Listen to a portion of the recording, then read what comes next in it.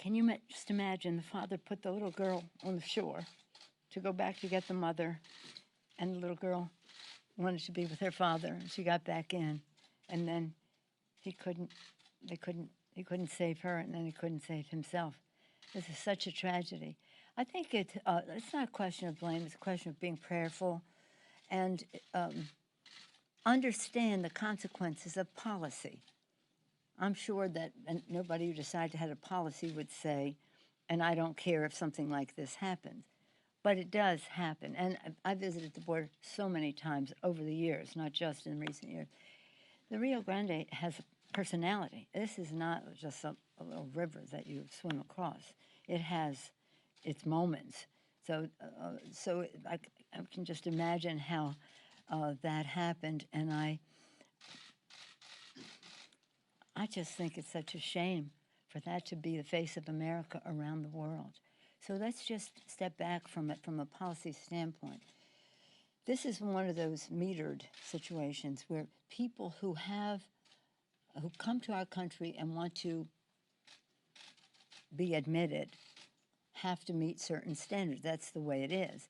But it isn't, and I have this conversation with my Republican colleagues frequently, it shouldn't be a crime to have a visa, to have a status violation.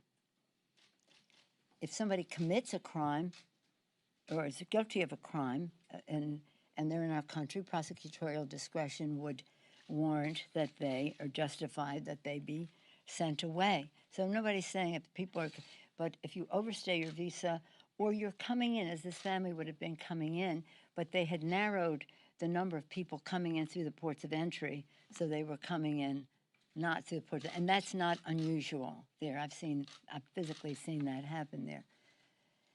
And again, enlarge the issue, weigh the equities. We're talking about human lives, and let's just subject people to the laws. But we also have to recognize that everybody in America has rights. Everybody in America has rights.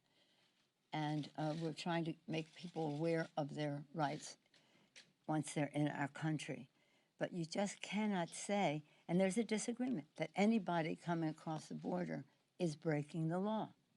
Not until there's been a determination as to whether they can stay or not, but just because they're coming across the border, they don't.